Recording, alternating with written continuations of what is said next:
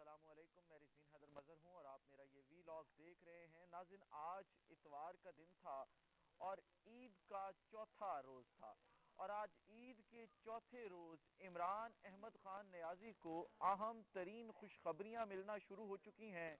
بڑی آفرز عمران احمد خان نیازی کو جو ہے وہ کروا دی گئی ہیں، اور دبئی کے اندر جو ایک اہم پلان بنایا جا رہا تھا، جسے آپ کہہ سکتے ہیں کہ دو خاندان جو ہے وہ تقریباً 25 کروڑ عوام کا یا زندہ لاشوں کی قسمت کا فیصلہ کر رہے تھے، وہ پلان بھی اب فیل ہو چکا ہے۔ اور جو زمان پارک ہے اس کی رونقیں بحال ہونا شروع ہو چکی ہیں، اہم میل ملاقاتوں کا سلسلہ شروع ہو چکا ہے، اور عمران خان کی گیم میں دوبارہ واپسی ہو چکی ہے۔ اس حوالے سے بڑی ایکسکلوسیو ڈیٹیلز آپ کے ساتھ شیئر کرنی ہے، لیکن ان تمام تر تفصیلات سے پہلے درخواست کے چینل کو سبسکرائب کرنا مت بھولیے گا، بیل آئیکن کو بھی دبا دیجیے گا تاکہ میرے آنے والی تمام تر ویڈیوز آپ تک پہنچتی رہیں اور آپ کا اور میرا جو یہ تصویر اور آواز کی دنیا کا ساتھ ہے یہ برقرار رہ سکے۔ ناظرین، 9 مئی کے واقعات کے بعد بے شک وہ واقعات جو ہے وہ قابل مذمت تھے۔ ہمارا ملک ایسے واقعات کا متحمل نہیں ہو سکتا۔ میں ہوں یا آپ ہوں، ہمیں ایسے واقعات کی جو ہے وہ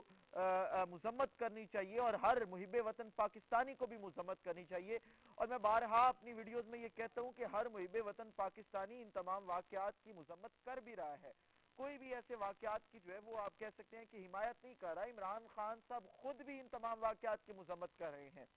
لیکن ان واقعات کے بعد جس طرح سے تحریک انصاف کو کرش کرنے کا فیصلہ کیا گیا، جس طرح سے تحریک انصاف کو توڑا گیا، جس طرح سے ہم نے دیکھا کہ جوک در جوک لوگوں نے تحریک انصاف کو جو ہے وہ خیر بات کہا،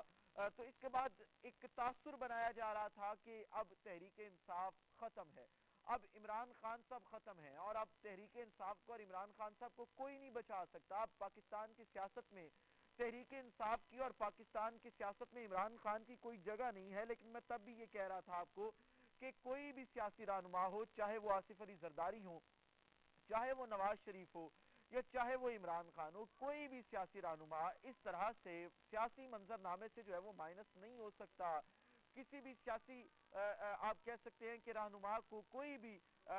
جو ادارہ ہے یا کوئی بھی طاقت جو ہے وہ اس طرح سے مائنس نہیں کر سکتی، کیونکہ کوئی بھی سیاسی رہنما جو ہے وہ مائنس صرف ووٹ کی طاقت سے ہوتا ہے، اور ووٹ کی طاقت اس وقت عمران خان کے ساتھ کھڑی ہے۔ اور آپ نے اس کی زندہ مثال یہ دیکھی کہ کل جب جھنڈا لگاؤ تحریک انصاف نے شروع کی مہم، جو جھنڈا لگاؤ مہم تھی، اس میں کے پی کے میں جس طرح سے جو ہے وہ جھنڈے لگائے گئے، کے پی کے بعد جس طرح سے لاہور کے اندر، پنجاب کے اندر جھنڈے لگائے گئے، اور وہ قیادت جسے آپ کہہ سکتے ہیں کہ جو اس وقت روح پوش ہے، سامنے نہیں ہے، اس قیادت نے جس طرح سے جھنڈے لگائے، ان کے گھروں کے اوپر جس طرح سے جھنڈے لگے، تو یہ ایک چیز واضح ہو گئی کہ تحریک انصاف کے لوگ، تحریک انصاف کے ورکر، تحریک انصاف کا ووٹر، تحریک انصاف کا سپورٹر آج بھی ویسے ڈٹ کے کھڑا ہے۔ ہاں، وہ صرف بریک پر ہیں، اور بریک پر اس لیے ہیں کہ حالات کچھ سازگار ہوں تو وہ کھل کر سامنے آئے، اور جب بھی حالات سازگار ہوں گے تو پھر دوبارہ تحریک انصاف اسی عروج پہ پہنچ جائے گی، اسی طاقت کے ساتھ دوبارہ سیاست میں واپس انٹر ہوگی۔ دوسری طرف جو ہے وہ دبئی کے اندر معاملات چلائے جا رہے تھے، اور آپ نے دیکھا کہ دو خاندان جو ہیں وہ دبئی کے اندر موجود تھے، شریف خاندان اور زرداری خاندان، اور ذرائع نے یہ بھی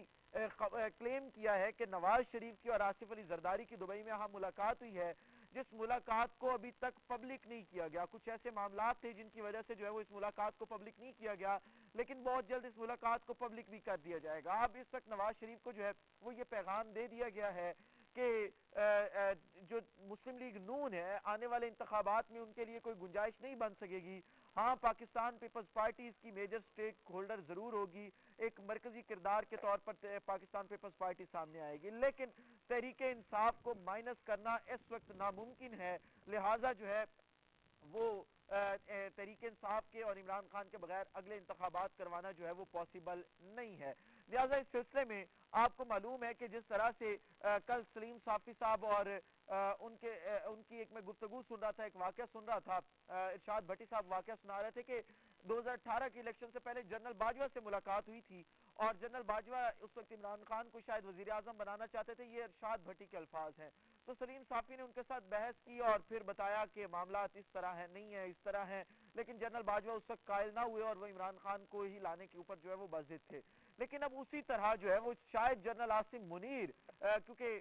یہ کردار ہم نہیں بتا رہے، یہ اس ملک کے سینئر ترین جرنلسٹ بتا رہے ہیں، اور وہ نام لے لے کے بتا رہے ہیں کہ کس سے کب کیا ملاقات ہوتی تھی، تو لگتا اب یہ ہے کہ شاید جنرل عاصم منیر اس بار جو ہے وہ